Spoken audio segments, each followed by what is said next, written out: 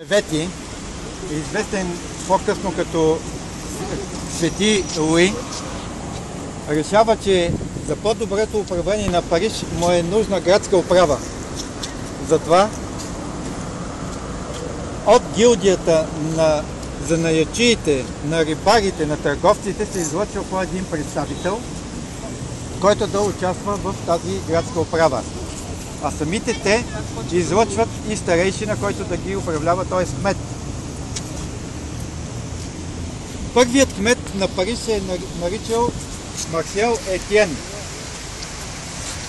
На централно място над часовника виждате една фигура, седнала фигура, която държи в лявата си ръка маслиново клонче, а в дясната ръка жезъл. Това е изобретението на първият кмет Марсел Етиен.